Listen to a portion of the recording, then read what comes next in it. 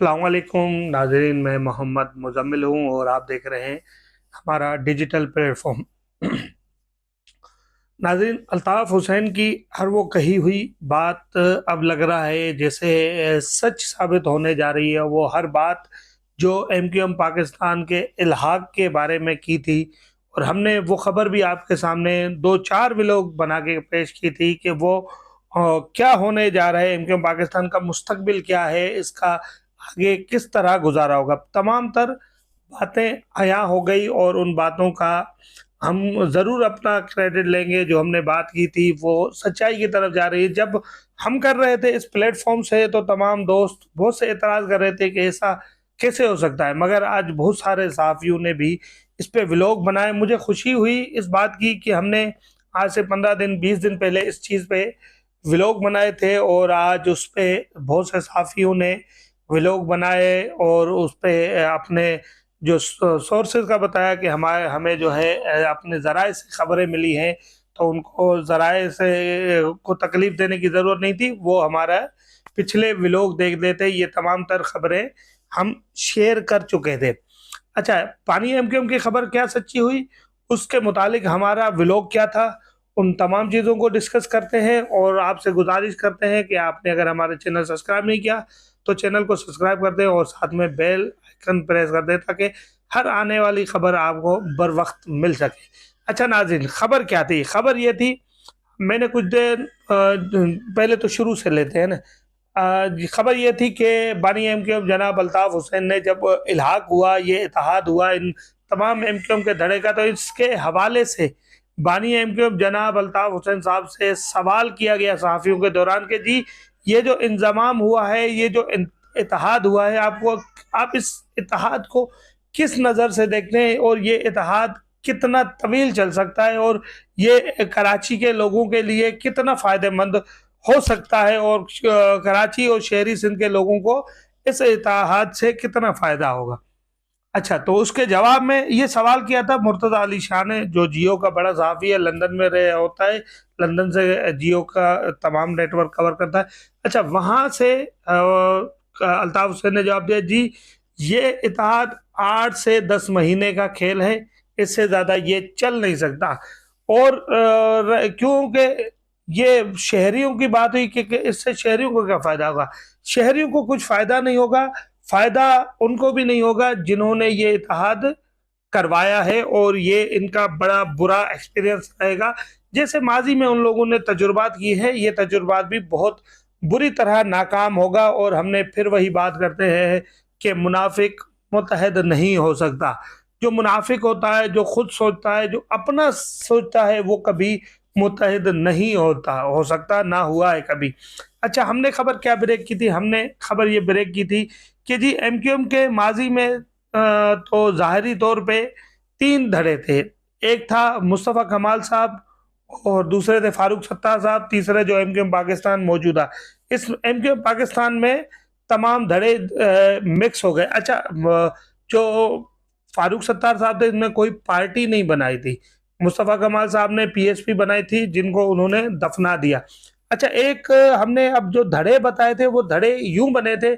हमने कहा था कि जी, जब से गवर्नरशिप लेने की कोशिश की, तमाम ने बात की, उसको उसको बेनकाब किया, फिर वो पीछे अपनी बात से हटे और कुछ गवर्नर ने पकोड़े तल तल के लोगों को बेवकूफ बना के अवामी गवर्नर होने का जो उसने ढंडोरा पीटा, तो उससे भी मुस्तफ़ा कमाल एक कदम पीछे हट गए।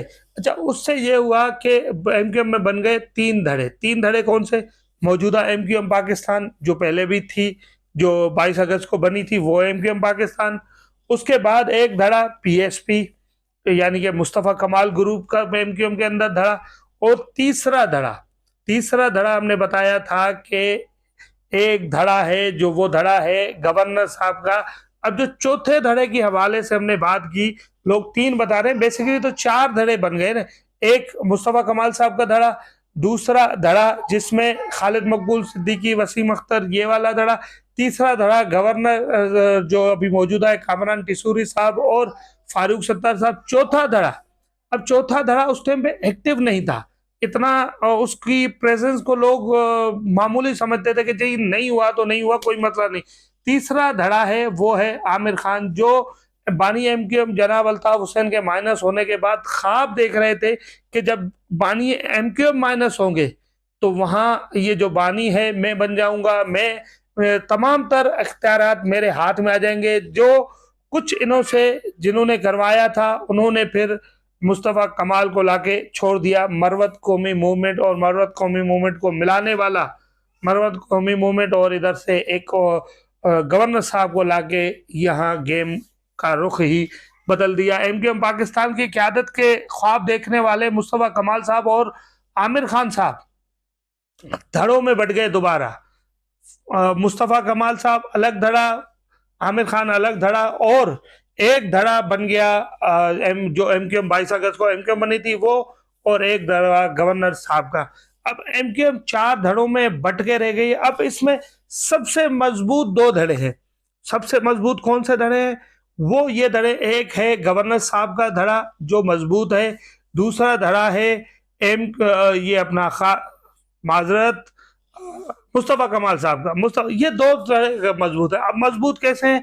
पहले तो कामरान टसूरी की साहब के पास गवर्नरशिप है, तो उस हवाले से उनके पास तमाम तर मशीनरी है जिसमें वो अपने आप को और जो है ना मीडिया की प्रेजेंस में रख रहे हैं। उस वजह से एक धड़ा वो है, वो काफी मजबूत है। अब दूसरा धड़ा कौन सा है? वो धड़ा जो मजबूत धड़ा है, वो धड़ा कौन सा है? वो धड़ा है मुस्तफ़ा कमाल साहब का, जो सोशल मीडिया पे खुद को एक्टिव करने का शोला बयानी किए जो रिकॉर्ड तोड़ का कोशिश कर रहा है, एक धड़ा वो है। अब जो खालिद मकबूल सिद्दीकी के धड़ा है, फिलहाल वो खामोश है, कुछ चीजें देख रहा है, अभी कुछ एक्टिविटीज उनकी तरफ से कोई सख्त नजर नहीं आ रही है। अच्छा, चौथा धड़ा जो आमिर खान का, एमक्यूएम जो खालिद मकबूल की है वो चाहती है कि वापसी आमिर खान आए।